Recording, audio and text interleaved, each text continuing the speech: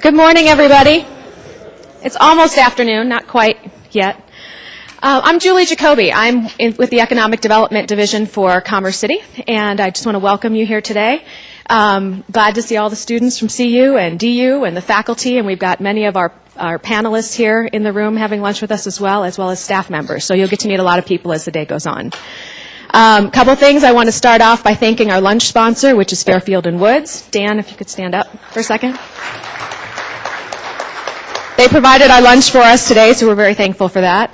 Also, as the day goes on, you've got your agenda in your folders. We decided to give you the folders so that you could put the rest of the paperwork that you were going to receive throughout the day in there. But on the agenda, you'll notice that we break into conference rooms for these panel sessions. And they're kind of spread throughout the building. So if you're looking for conference room 3109, it's up the stairs in the lobby. So you'll have to go upstairs. If you're heading to conference room 2108, it's immediately across the hall here, next to Zoe's Coffee. And the council workroom, which you won't have to go in there until later this afternoon, that is actually through these doors here. So you have to come back into this room to enter the council workroom.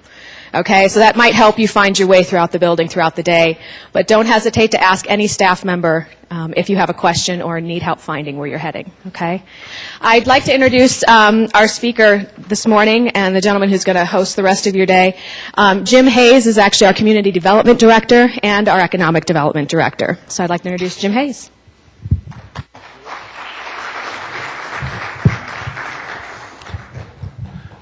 All right, how's that volume? Everyone hear me okay?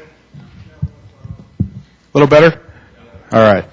I'm usually standing down there on Monday nights, so this is a little different for me. So, well, let me go ahead and dive right in. First of all, by welcoming all of you, and appreciate you taking the time out of your day to come up here and learn a little bit about our project. I think we've got a ton of information for you today, and we're going to have some opportunities to get together in February and March and answer more of your questions as we get going. Before we get started, I also wanted to recognize our city manager in the back of the room who's deep in conversation with Susan, Brian McBroom,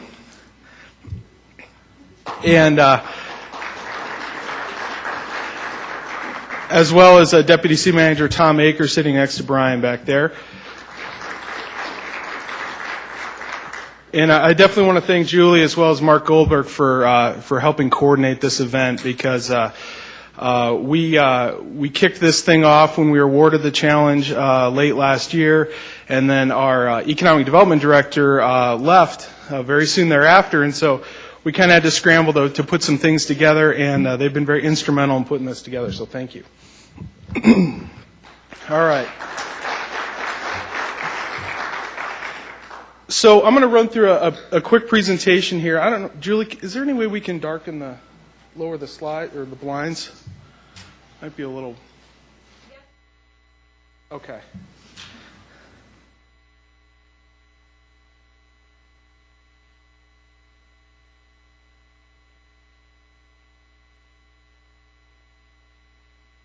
That's better. Hopefully it won't be all this dark. All right. So let me go ahead and get started explaining who is the Urban Renewal Authority. This is a branch of the city that's dedicated to redeveloping slum and blighted area, and this is in accordance with the state statute. And the City Council in our jurisdiction is the governing body and serves as the Urban Renewal Authority Board. So the mayor is actually the chairman of the board, and then the city council is the board of directors, and our city manager, Mr. McBroom, then serves as the executive director of that board. So in my opinion, I think it makes it very efficient because we're able to have policy discussions and get implementation done hopefully quicker than if you had a separate board and a separate group that you had to go through your process with. One of the big questions that was asked last fall by even some of the members of the public is, why buy the Mile High Greyhound Park? And we've identified this as one of the key 5 development areas of the city, which we can talk about a little bit later. But we were able to purchase this property without affecting the daily operations of the city. We had a one-time sales tax audit that generated a few $1,000,000 that we were able to put towards this project. And the timing in this economy was just ideal because we were able to get the property at a couple $1,000,000 less than the original asking price a few years ago. So how we set this up is the City Council and the City of Commerce City actually loaned money to the Urban Renewal Authority. They loaned $4 million, and that will be repaid at the time of development. And I think I would use air quotes when you say at the time of development because we're not really sure exactly what that means yet. So that'll be something for you to consider as we go through this, is that we have a $4 million nut kind of hanging out there that we need to pay back to the city at some point. Also, Mr. Goldberg assisted us as the owner's representative with that purchase, and we've kept him on as our owner's rep to help us through some of the planning process and, of course, to get this event going here today. So here's a map of the site. We're going to be talking about this probably quite a bit in some of our sessions. We've got 65 acres of land here, and just to orient you, to the north here is 64th Avenue. To the south is 62nd Avenue. This is Holly Street on the east. And this is Highway 2 and Highway 85 and Highway 6 where they start to split on the western side. Again, we've got some detention over here on the east side of the property. We've got a grassy area here that is probably suitable for development right now. And then we have the existing dog track facility as well as some other pad sites.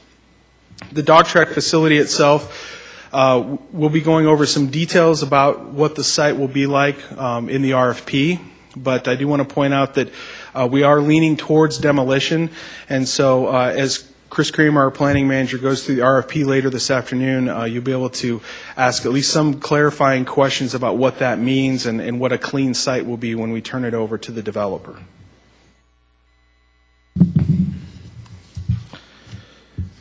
So the immediate projects that we undertook when we purchased this property in August, we started to develop a property management strategy immediately. And this included removal of all the tenants that were on the property. The state of Colorado had some offices in there, Department of Revenue, and then we also implemented some security and some maintenance issues with the site. We needed to make sure it was secure, free from vandalism and vagrants, and we were mostly successful in that. We've gotten some lessons learned in the last few months about how to make sure that that is a secure site.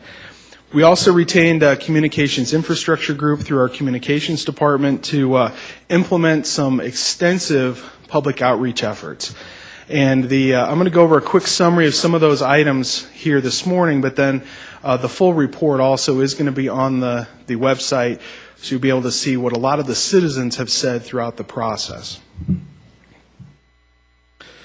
So our goal with the public outreach, again, we showed this diagram at a lot of the public outreach meetings to try to get people to understand that we're at the very top of the funnel here.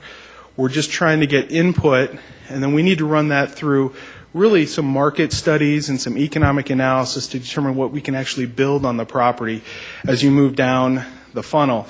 And then when we come out the end, hopefully we'll have a concept plan that each of your teams will be developing, and again, based on what's economically feasible for the site. So some quick summary of the public outreach. We had a total of 14 meetings from September to November. This included some very targeted Hispanic outreach, as well as meetings with the business community. We had over 450 attendees, and there were 750 suggestions that were received during that process. We also received about 50 comments through the website. And you see there's a couple of themes that came through really from both the larger meetings as well as the targeted outreach meetings. Parks and recreation and sports became really top of the list. Again, this is where we need to start to filter that public outreach because a lot of that is not revenue generating but actually costs the city money to implement those types of things as well as operations and maintenance. The other two things I think are 2 and 3, depending on what which group you talk to. Arts and entertainment was one, and then retail businesses.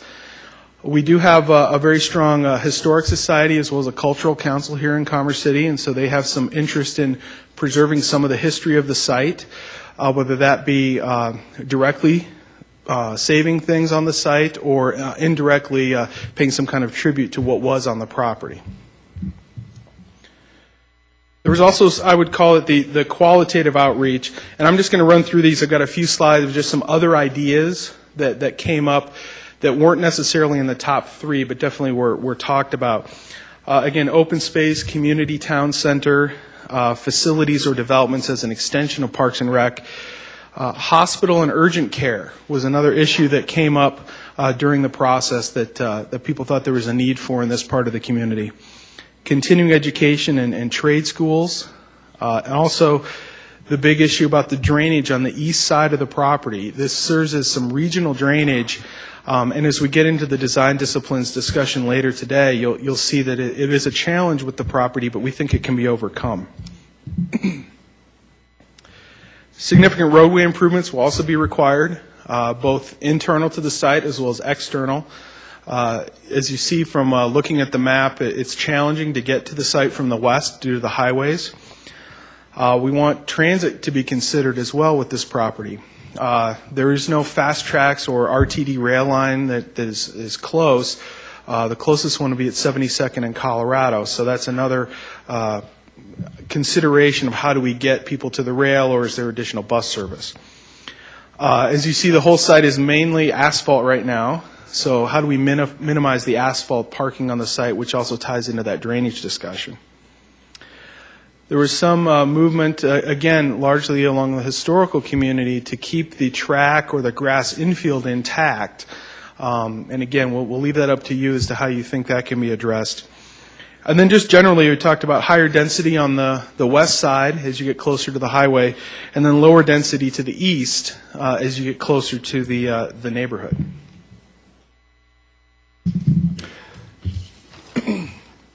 Lastly was to incorporate, trails and landscaping, gathering places, plazas into the site. Support for the location of the Boys and Girls Club. That is one key component I'll talk about in just a minute, but initially they were looking at the southeast corner of the site at 62nd and Holly. I don't believe that's set in stone necessarily. We'd like to see some input as to how that could be integrated into the property, and if it needs to go there, that may be one outcome. And overall, the desire from the community was to try to attract people from outside of Commerce City to either live or work or shop in this location, as well as keeping our residents necessarily from leaving town to provide some of those services. So one of the things we're going to be finishing up here within the next few weeks is a new blight study. And again, this is pursuant to the urban renewal law. We have to do a new conditions survey for the site so we can determine if we want to implement some of the tools that are available to us under urban renewal. That study has been completed in-house with our planning staff. We will be presenting that to City Council on February 13th. So that's a public meeting. You're all, of course, welcome to attend that, or it will be streamed on our internet as well. So either way, you'll be able to see what the discussion takes place there, as well as get a copy of the document. The big thing that we're going to be looking for is we need to carve this area out from the original urban renewal plan from 1998 so that we have all of these incentives available to us with any new project. So quickly on the Boys and Girls Club. Again, there was an announcement that we had last fall where Suncor Energy, the refinery that's right down the street here, is actually pledging $1 million towards the construction of this project. So that is really the tip of the iceberg, though. The total project cost is between $8 and $10 million, and that's an estimate from the Boys and Girls Club. And before they can really start getting formalized with construction, they need to raise about 80% of that money. So they're going to start to be doing some designs so they can do that fundraising, and then those concepts should be integrated into the larger project. So that's the quick summary that I've got for you today. I know that you probably have a ton of questions, and we'll get some of those answered throughout the day. And so I'll just run through the schedule quickly, and then we can get back to enjoying the rest of your lunch. First thing is we're from 12:30 to 2. We've got two concurrent sessions. One is with the developers, and I believe Mr. Goldberg's going to be moderating that session down here on the first floor. And then public-private partnerships, and I'll be moderating that session upstairs in 3109. Then we'll have just a quick break where you can change your rooms, and we've got the second concurrent sessions in the afternoon with brokerage, design disciplines, and then also the capital markets. Capital markets will be moderated by our finance director, Roger Tinklenberg, and then the design disciplines will be moderated by Chris Kramer, our planning manager, and Darren Sterling, our city engineer. And I believe, Mark, you're handling the brokerage this afternoon. So then real quick, when we're done with that, the judges will be arriving later this afternoon. So around 3:45, we'll have a quick recap of the sessions. The moderators will return to this room to kind of give you a quick overview of what was discussed. I'm assuming you're splitting up amongst your teams and covering all of this, but we'll try to at least bring that discussion back to this larger group so you can have a quick understanding of what was discussed there. Then at 4:15, Chris Kramer is going to go over the RFP. There'll be a very quick discussion, probably 5 or 10 minutes, and he can answer some preliminary questions. Very similar to how we would operate with a developer or a contractor bidding on a project, essentially the pre-bid discussion where you can ask some questions that clarify things that aren't necessarily in the document.